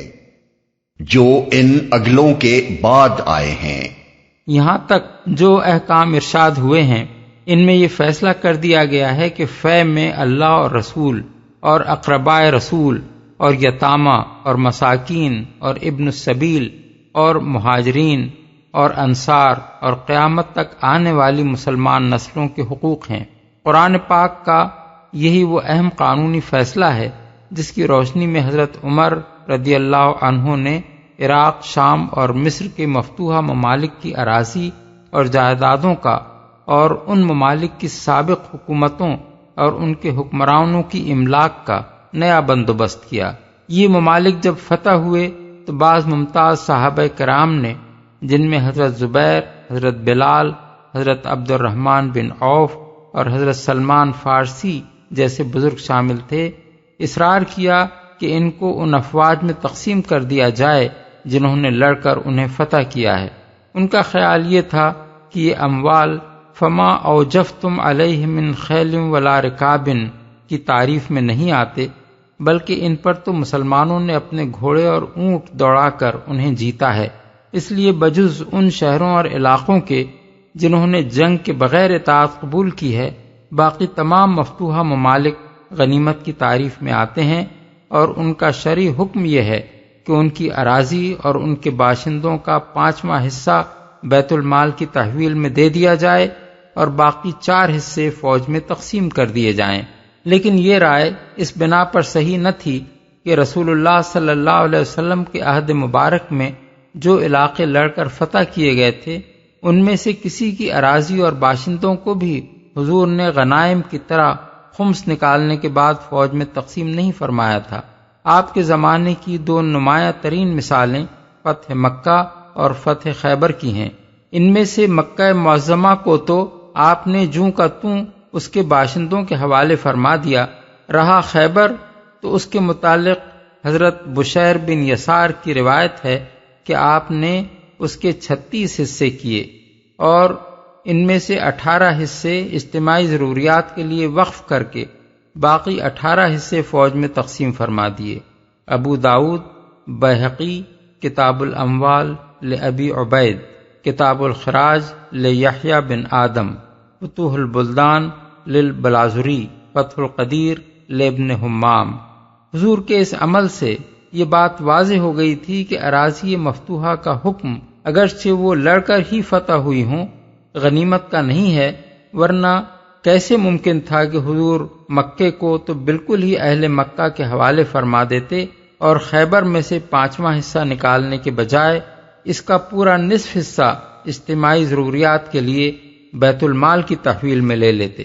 پس سنت سے جو بات ثابت تھی وہ یہ کہ انوطن فتح ہونے والے ممالک کے معاملے میں امام وقت کو اختیار ہے کہ حالات کے لحاظ سے ان کے بارے میں جو فیصلہ بھی مناسب ترین ہو کرے، وہ ان کو تقسیم بھی کر سکتا ہے، اور اگر کوئی غیر معمولی نوعیت کسی علاقے کی ہو جیسے مکہ معظمہ کی تھی تو اس کے باشندوں کے ساتھ وہ احسان بھی کر سکتا ہے جو حضور نے اہل مکہ کے ساتھ کیا۔ مگر حضور کے زمانے میں چونکہ فتوحات کی کثرت نہ ہوئی تھی اور مختلف اقسام کے مفتوحہ ممالک کا الگ الگ حکم کھل کر لوگوں کے سامنے نہ آیا تھا، اس لیے حضرت عمر کے زمانے میں جب بڑے بڑے ممالک فتح ہوئے تو صحابہ کرام کو اس الجھن سے سابقہ پیش آیا کہ بزور و شمشیر فتح ہونے والے علاقے آیا غنیمت ہیں یا بزور شمشیر فتح ہونے والے علاقے آیا غنیمت ہیں یا فے۔ مصر کی فتح کے بعد حضرت زبیر نے مطالبہ کیا کہ اقسمہا کما قسم رسول اللہ صلی اللہ علیہ وسلم خیبر، یعنی اس پورے علاقے کو اسی طرح تقسیم کر دیجئے جس طرح رسول اللہ صلی اللہ علیہ وسلم نے خیبر کو تقسیم کیا تھا۔ ابو عبید، شام اور عراق کے مفتوحہ علاقوں کے متعلق حضرت بلال نے اصرار کیا کہ اقسم الاراضین بین الذین افتحوها کما تقسم غنیمت العسکر، یعنی تمام اراضی کو فاتح فوجوں کے درمیان اسی طرح تقسیم کر دیجئے جس طرح مال غنیمت تقسیم کیا جاتا ہے۔ کتاب الخراج ابو یوسف۔ دوسری طرف حضرت علی کی رائے یہ تھی کہ دعہم یکونوا مادۃ للمسلمین، ان زمینوں کو ان کے کاشتکاروں کے پاس رہنے دیجئے تاکہ یہ مسلمانوں کے لیے ذریعہ آمدنی بنے رہیں۔ ابو یوسف ابو عبید۔ اسی طرح حضرت معاذ بن جبل کی رائے یہ تھی کہ اگر آپ نے تقسیم کیا تو اس کے نتائج بہت برے ہوں گے۔ اس تقسیم کی بدولت بڑی بڑی جائیدادیں ان چند لوگوں کے قبضے میں چلی جائیں گی جنہوں نے یہ علاقے فتح کیے ہیں، پھر یہ لوگ دنیا سے رخصت ہو جائیں گے اور ان کی جائیدادیں ان کے وارثوں کے پاس رہ جائیں گی، جن میں بسا اوقات کوئی ایک ہی عورت ہوگی یا کوئی ایک مرد ہوگا، لیکن آنے والی نسلوں کے لیے کچھ نہ رہے گا جس سے ان کی ضروریات پوری ہوں اور اسلامی سرحدوں کی حفاظت کے مصارف بھی پورے کیے جا سکیں۔ لہٰذا آپ ایسا بندوبست کریں جس میں موجودہ اور آئندہ نسلوں کے مفاد کا یکساں تحفظ ہو۔ ابو عبید، صفحہ 59، فتح الباری جلد 6، صفحہ 138۔ حضرت عمر نے حساب لگا کر دیکھا کہ اگر سواد عراق کو تقسیم کیا جائے تو فی کس کیا حصہ پڑے گا۔ معلوم ہوا کہ 2-3 فلاح فی کس کا اوسط پڑتا ہے، ابو یوسف، ابو عبید۔ اس کے بعد انہوں نے شرح صدر کے ساتھ یہ رائے قائم کر لی کہ ان علاقوں کو تقسیم نہ ہونا چاہیے۔ چنانچہ انہوں نے تقسیم کا مطالبہ کرنے والے مختلف اصحاب کو جو جوابات دیے وہ یہ تھے: تریدون ان یاتی آخر الناس لیس لہم شیء، ابو عبید، کیا آپ چاہتے ہیں کہ بعد کے لوگ اس حالت میں آئیں کہ ان کے لیے کچھ نہ ہو؟ فکیف بمن یاتی من المسلمین فیجدون الارض بعلوجها قد اقتسمت وورثت عن الآباء وحیزت ما ھذا برائی، یعنی ان مسلمانوں کا کیا بنے گا جو بعد میں آئیں گے اور حالت یہ پائیں گے کہ زمین اپنے کسانوں سمیت بٹ چکی ہے اور باپ دادا سے لوگوں نے وراثت میں سنبھال لی ہے، یہ ہرگز مناسب نہیں ہے۔ ابو یوسف: فما لمن جاء بعدکم من المسلمین وخافوا ان قسمتہ ان تفاسدوا بینکم فی المیاہ، یعنی تمہارے بعد آنے والے مسلمانوں کے لیے کیا رہے گا، اور مجھے خطرہ ہے کہ اگر میں اسے تقسیم کر دوں تو تم پانی پر آپس میں لڑو گے۔ ابو عبید: لولا آخر الناس ما فتحت قریۃ الا قسمتها کما قسم رسول اللہ صلی اللہ علیہ وسلم خیبر، اگر بعد میں آنے والوں کا خیال نہ ہوتا تو جو علاقہ بھی میں فتح کرتا اسے تقسیم کر دیتا جس طرح رسول اللہ صلی اللہ علیہ وسلم نے خیبر کو تقسیم کیا۔ ابو عبید: لا ھذا عین المال ولکنی احبسہ فیما یجری علیہم وعلی المسلمین، نہیں، یہ تو عین المال یعنی ریئل اسٹیٹ ہے، میں اسے روک رکھوں گا تاکہ فاتح فوجوں اور عام مسلمانوں سب کی ضروریات اس سے پوری ہوتی رہیں۔ ابو عبید: لیکن ان جوابات سے لوگ مطمئن نہ ہوئے اور انہوں نے کہنا شروع کیا کہ آپ ظلم کر رہے ہیں۔ آخر کار حضرت عمر نے مجلس شورا کا اجتماع منعقد کیا اور اس کے سامنے یہ معاملہ رکھا۔ اس موقع پر جو تقریر آپ نے کی اس کے چند فقرے یہ ہیں: میں نے آپ لوگوں کو صرف اس لیے تکلیف دی ہے کہ آپ اس امانت کے اٹھانے میں میرے ساتھ شریک ہوں جس کا بار آپ کے معاملات کو چلانے کے لیے میرے اوپر رکھا گیا ہے۔ میں آپ ہی لوگوں میں سے ایک فرد ہوں اور آپ وہ لوگ ہیں جو آج حق کا اقرار کرنے والے ہیں۔ آپ میں سے جو چاہے میری رائے سے اتفاق کرے اور جو چاہے اختلاف کرے، میں یہ نہیں چاہتا کہ آپ میری خواہش کی پیروی کریں۔ آپ کے پاس کتاب اللہ ہے جو ناطق بالحق ہے۔ خدا کی قسم، میں نے اگر کوئی بات کہی ہے جسے میں کرنا چاہتا ہوں تو اس سے میرا مقصد حق کے سوا کچھ نہیں ہے۔ آپ ان لوگوں کی بات سن چکے ہیں جن کا خیال یہ ہے کہ میں ان کے ساتھ ظلم کر رہا ہوں اور ان کی حق تلفی کرنا چاہتا ہوں، حالانکہ میں اس سے خدا کی پناہ مانگتا ہوں کہ کسی ظلم کا ارتکاب کروں۔ میں بڑا شقی ہوں گا اگر ظلم کر کے کوئی ایسی چیز جو فی الواقع ان کی ہو انہیں نہ دوں اور کسی دوسرے کو دے دوں، مگر میں یہ دیکھ رہا ہوں کہ کسریٰ کی سرزمین کے بعد اب کوئی اور علاقہ فتح ہونے والا نہیں ہے۔ اللہ تعالیٰ نے ایرانیوں کے مال اور ان کی زمینیں اور ان کے کسان سب ہمارے قبضے میں دے دیے ہیں۔ ہماری فوجوں نے جو غنائم حاصل کیے تھے وہ تو میں خمس نکال کر ان میں بانٹ چکا ہوں، اور ابھی جو غنائم تقسیم نہیں ہوئے ہیں میں ان کو بانٹنے کی فکر میں لگا ہوا ہوں۔ البتہ زمینوں کے بارے میں میری رائے یہ ہے کہ انہیں اور ان کے کسانوں کو تقسیم نہ کروں، بلکہ ان پر خراج اور کسانوں پر جزیہ لگا دوں جسے وہ ہمیشہ ادا کرتے رہیں، اور یہ اس وقت کے عام مسلمانوں اور لڑنے والی فوجوں اور مسلمانوں کے بچوں کے لیے اور بعد کی آنے والی نسلوں کے لیے فے ہو۔ کیا آپ لوگ نہیں دیکھتے کہ ہماری ان سرحدوں کے لیے لازماً ایسے لوگوں کی ضرورت ہے جو ان کی حفاظت کرتے رہیں؟ کیا آپ نہیں دیکھتے کہ یہ بڑے بڑے ملک شام، الجزیرہ، کوفہ، بصرہ، مصر، ان سب میں فوجیں رہنی چاہیے اور ان کو پابندی سے تنخواہیں ملنی چاہیے۔ اگر میں ان زمینوں کو ان کے کسانوں سمیت تقسیم کر دوں تو یہ مصارف کہاں سے آئیں گے؟ یہ بحث 2-3 دن چلتی رہی۔ حضرت عثمان، حضرت علی، حضرت طلحہ، حضرت عبداللہ بن عمر وغیرہ حضرات نے حضرت عمر کی رائے سے اتفاق کیا، لیکن فیصلہ نہ ہو سکا۔ آخر کار حضرت عمر اٹھے اور انہوں نے فرمایا کہ مجھے کتاب اللہ سے ایک حجت مل گئی ہے جو اس مسئلے کا فیصلہ کر دینے والی ہے۔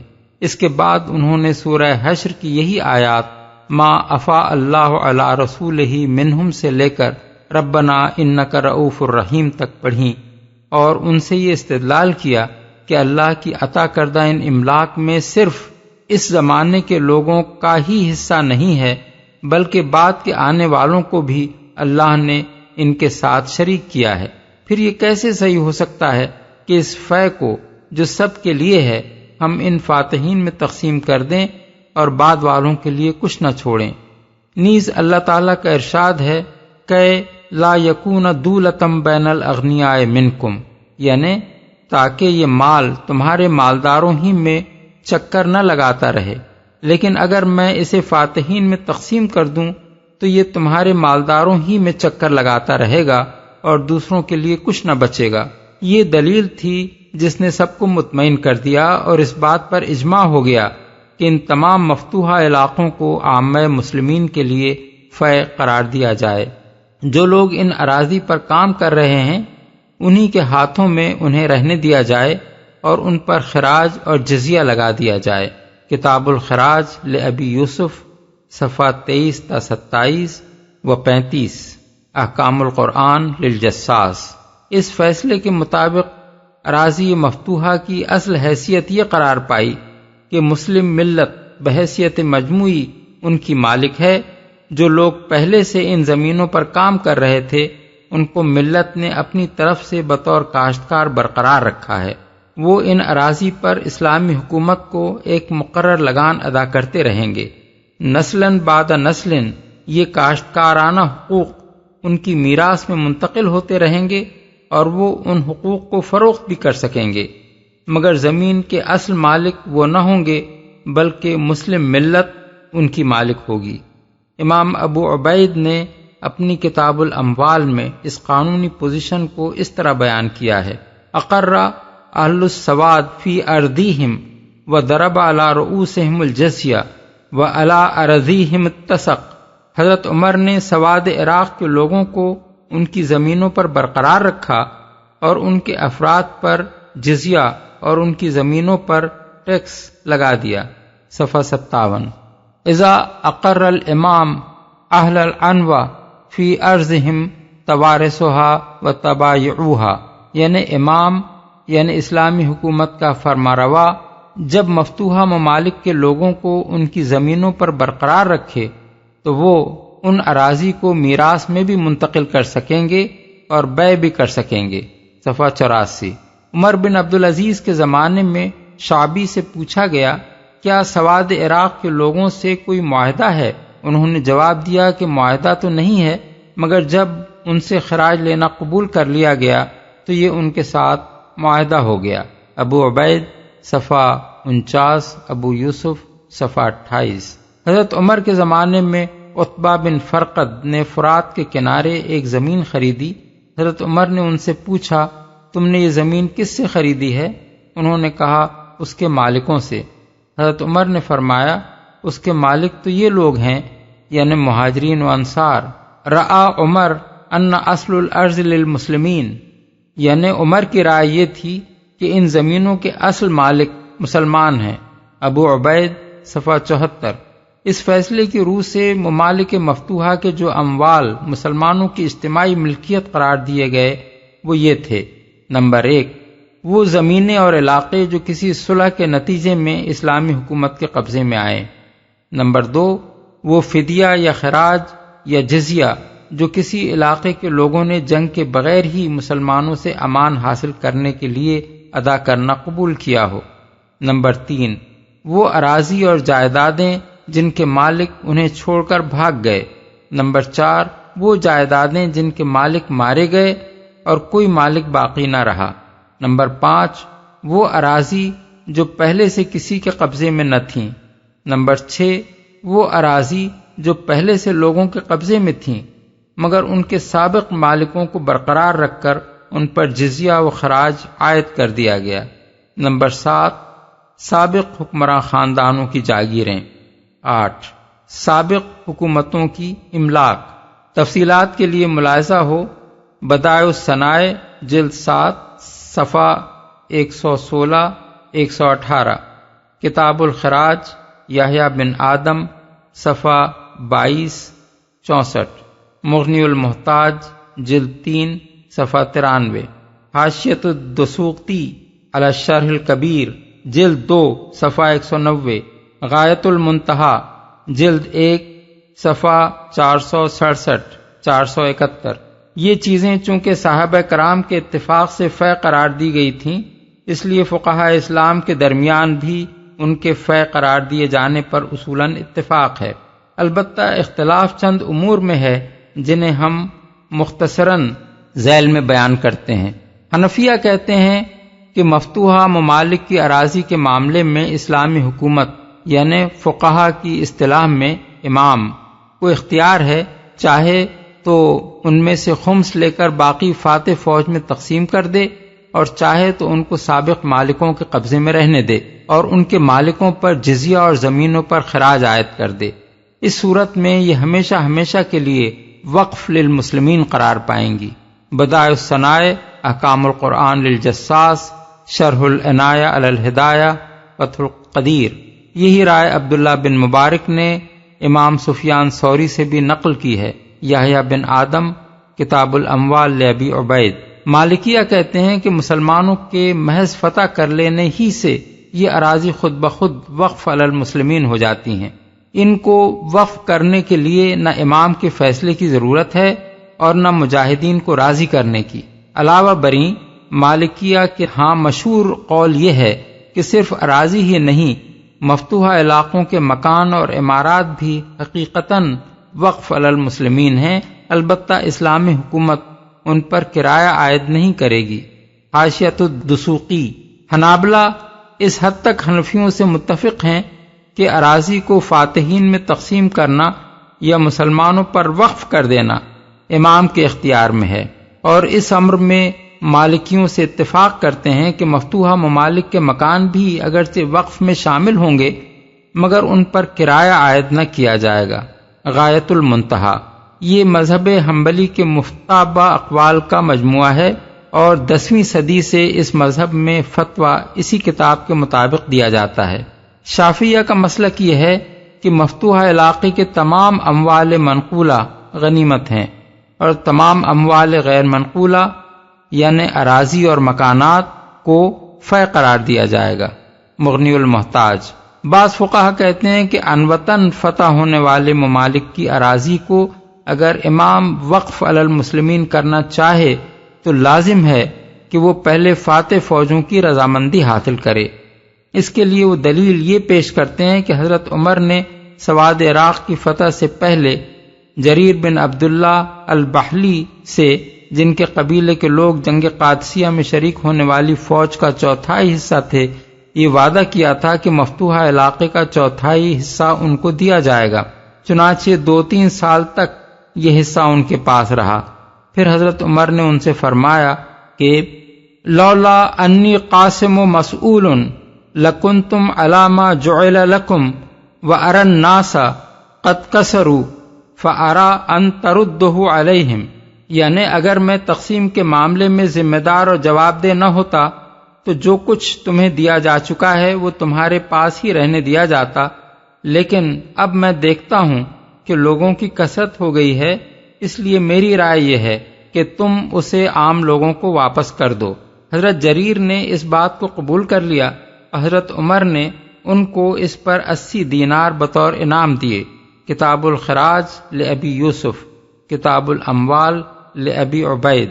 اس سے وہ یہ استدلال کرتے ہیں کہ حضرت عمر نے فاتحین کو راضی کرنے کے بعد مفتوحہ علاقوں کو وقف علی المسلمین قرار دینے کا فیصلہ کیا تھا، لیکن جمہور فقہا نے اس دلیل کو تسلیم نہیں کیا ہے، کیونکہ تمام ممالک مفتوحہ کے معاملے میں تمام فاتحین سے اس طرح کی کوئی رضامندی نہیں لی گئی تھی، اور صرف حضرت جریر بن عبداللہ کے ساتھ یہ معاملہ صرف اس لیے کیا گیا تھا کہ فتح سے پہلے قبل اس کے کہ اراضی مفتوحہ کے متعلق کوئی اجماعی فیصلہ ہوتا، حضرت عمر ان سے ایک وعدہ کر چکے تھے، اس لیے وعدے کی پابندی سے برات حاصل کرنے کے لیے آپ کو انہیں راضی کرنا پڑا، اسے کوئی عام قانون قرار نہیں دیا جا سکتا۔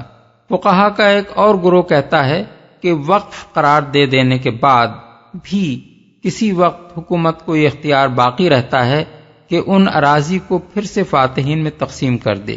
اس کے لیے وہ اس روایت سے استدلال کرتے ہیں کہ ایک مرتبہ حضرت علی نے لوگوں کو خطاب کر کے فرمایا، لولا ان یضرب بعضکم وجوہ بعض لقسمت السواد بینکم، یعنی اگر یہ اندیشہ نہ ہوتا کہ تم ایک دوسرے سے لڑو گے تو میں سواد کا علاقہ تمہارے درمیان تقسیم کر دیتا۔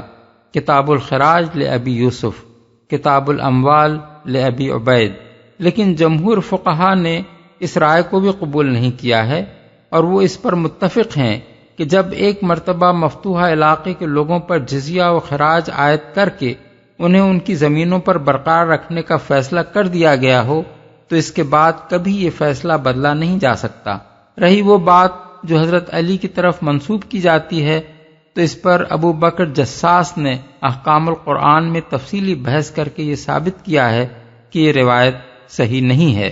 بڑا مہربان اور رحیم ہے۔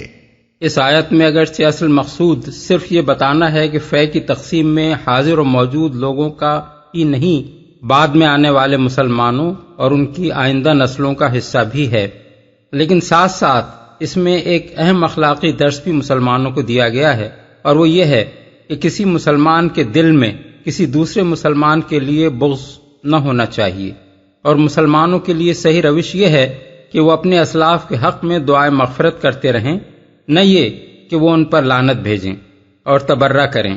مسلمانوں کو جس رشتے نے ایک دوسرے کے ساتھ جوڑا ہے وہ دراصل ایمان کا رشتہ ہے۔ اگر کسی شخص کے دل میں ایمان کی اہمیت دوسری تمام چیزوں سے بڑھ کر ہو تو لا محالہ وہ ان سب لوگوں کا خیرخواہ ہوگا جو ایمان کے رشتے سے اس کے بھائی ہیں۔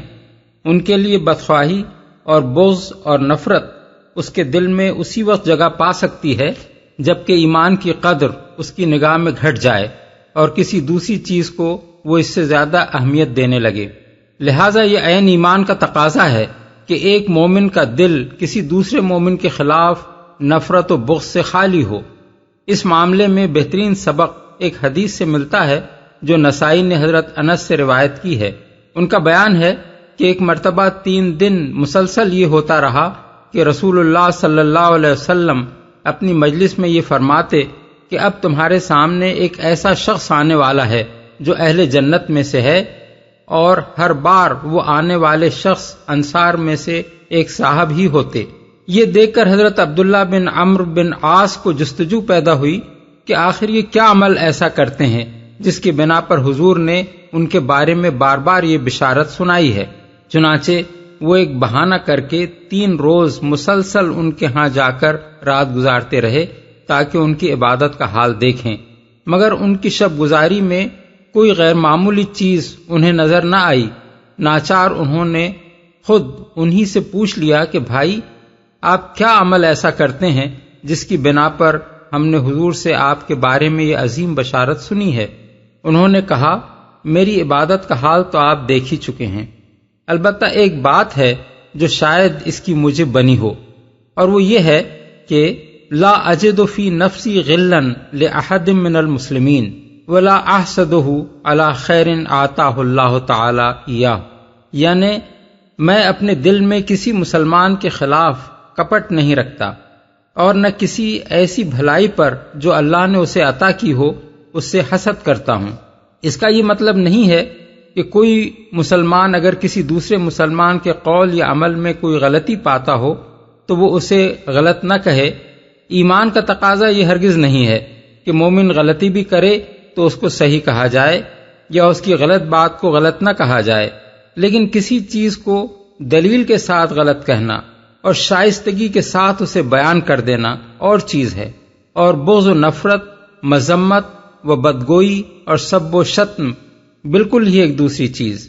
یہ حرکت زندہ معاصرین کے حق میں کی جائے تب بھی ایک بڑی برائی ہے، لیکن مرے ہوئے اسلاف کے حق میں اس کا ارتکاب تو اور زیادہ بڑی برائی ہے، کیونکہ وہ نفس ایک بہت ہی گندا نفس ہوگا جو مرنے والوں کو بھی معاف کرنے کے لیے تیار نہ ہو۔ اور ان سب سے بڑھ کر شدید برائی یہ ہے کہ کوئی شخص ان لوگوں کے حق میں بدگوئی کرے جنہوں نے انتہائی سخت آزمائشوں کے دور میں رسول اللہ صلی اللہ علیہ وسلم کی رفاقت کا حق ادا کیا تھا اور اپنی جانیں لڑا کر دنیا میں اسلام کا وہ نور پھیلایا تھا جس کی بدولت آج ہمیں نعمت ایمان میسر ہوئی ہے۔ ان کے درمیان جو اختلافات رونما ہوئے، ان میں اگر ایک شخص کسی فریق کو حق پر سمجھتا ہو اور دوسرے فریق کا موقف اس کی رائے میں صحیح نہ ہو تو وہ یہ رائے رکھ سکتا ہے اور اسے معقولیت کے حدود میں بیان بھی کر سکتا ہے، مگر ایک فریق کی حمایت میں ایسا غلو کہ دوسرے فریق کے خلاف دل بغض و نفرت سے بھر جائے اور زبان و قلم سے بدگوئی کی تراوش ہونے لگے، ایک ایسی حرکت ہے جو کسی خدا ترس انسان سے سرزد نہیں ہو سکتی۔ قرآن کی صریح تعلیم کے خلاف یہ حرکت جو لوگ کرتے ہیں وہ بالعموم اپنے اس فعل کے لیے یہ عذر بیان کرتے ہیں کہ قرآن مومنین کے خلاف بغض رکھنے سے منع کرتا ہے اور ہم جن کے خلاف بغض رکھتے ہیں وہ مومن نہیں بلکہ منافق تھے۔ لیکن یہ الزام اس گناہ سے بھی بدتر ہے جس کی صفائی میں یہ بطور عذر پیش کیا جاتا ہے۔ قرآن مجید کی یہی آیات جن کے سلسلہ بیان میں اللہ تعالیٰ نے بعد کے آنے والے مسلمانوں کو اپنے سے پہلے گزرے ہوئے اہل ایمان سے بغض نہ رکھنے اور ان کے حق میں دعائے مغفرت کرنے کی تعلیم دی ہے، ان کے اس الزام کی تردید کے لیے کافی ہے۔ ان آیات میں یکے بعد دیگرے 3 گروہوں کو فے کا حقدار قرار دیا گیا ہے، اول مہاجرین، دوسرے انصار، تیسرے ان کے بعد آنے والے مسلمان۔ اور ان بعد کے آنے والے مسلمانوں سے فرمایا گیا ہے کہ تم سے پہلے جن لوگوں نے ایمان لانے میں سبقت کی ہے ان کے حق میں دعائے مغفرت کرو۔ ظاہر ہے کہ سیاق و سباق میں سابقین بالایمان سے مراد مہاجرین و انصار کے سوا اور کوئی نہیں ہو سکتا۔ پھر اللہ تعالیٰ نے اسی سورہ حشر کی آیات 11 تا 17 میں یہ بھی بتا دیا ہے کہ منافق کون لوگ تھے۔ اس سے یہ بات بالکل ہی کھل جاتی ہے کہ منافق وہ تھے جنہوں نے غزوہ بنی نذیر کے موقع پر یہودیوں کی پیٹھ ٹھونکی تھی، اور ان کے مقابلے میں مومن وہ تھے جو اس غزوے میں رسول اللہ صلی اللہ علیہ وسلم کے ساتھ شامل تھے۔ اس کے بعد کیا ایک مسلمان جو خدا کا کچھ بھی خوف دل میں رکھتا ہو یہ جسارت کر سکتا ہے کہ ان لوگوں کے ایمان کا انکار کرے جن کے ایمان کی شہادت اللہ تعالیٰ نے خود دی ہے؟ امام مالک اور امام احمد نے اس آیت سے استدلال کرتے ہوئے یہ رائے ظاہر کی ہے کہ فے میں ان لوگوں کا کوئی حصہ نہیں ہے جو صحابہ کرام کو برا کہتے ہیں۔ احکام القرآن لابن العربی غایت المنتہا۔ لیکن حنفیہ اور شافعیہ نے اس رائے سے اتفاق نہیں کیا ہے۔ اس کی وجہ یہ ہے کہ اللہ تعالیٰ نے 3 گروہوں کو فے میں حصہ دار قرار دیتے ہوئے ہر ایک کے ایک نمایاں وصف کی تعریف فرمائی ہے، مگر ان میں سے کوئی تعریف بھی بطور شرط نہیں ہے کہ وہ شرط اس گروہ میں پائی جاتی ہو تو اسے حصہ دیا جائے، ورنہ نہیں۔ مہاجرین کے متعلق فرمایا کہ وہ اللہ کا فضل اور اس کی خوشنودی چاہتے ہیں اور اللہ اور اس کے رسول کی حمایت کے لیے کمر بستہ رہتے ہیں۔ اس کا یہ مطلب نہیں ہے کہ جس مہاجر میں یہ صفت نہ پائی جائے وہ فے میں سے حصہ پانے کا حقدار نہیں ہے۔ انصار کے متعلق فرمایا کہ وہ مہاجرین سے محبت کرتے ہیں اور جو کچھ بھی ان کو دے دیا جائے اس کے لیے اپنے دلوں میں کوئی طلب نہیں پاتے، خواہ وہ خود تنگ دست ہوں۔ اس کا بھی یہ مطلب نہیں ہے کہ فے میں کسی ایسے انصاری کا کوئی حق نہیں جو مہاجرین سے محبت نہ رکھتا ہو اور جو کچھ ان کو دیا جا رہا ہو اسے خود حاصل کرنے کا خواہش مند ہو۔ لہذا تیسرے گروہ کا یہ وصف کہ اپنے سے پہلے ایمان لانے والوں کے حق میں وہ دعائے مغفرت کرتا ہے اور اللہ سے دعا مانگتا ہے کہ کسی مومن کے لیے اس کے دل میں بغض نہ ہو، یہ بھی فے میں حقدار ہونے کی شرط نہیں ہے، بلکہ ایک اچھے وصف کی تعریف اور اس امر کی تلقین ہے کہ اہل ایمان کا رویہ دوسرے اہل ایمان کے ساتھ اور اپنے سے پہلے گزرے ہوئے مومنین کے معاملے میں کیا ہونا چاہیے۔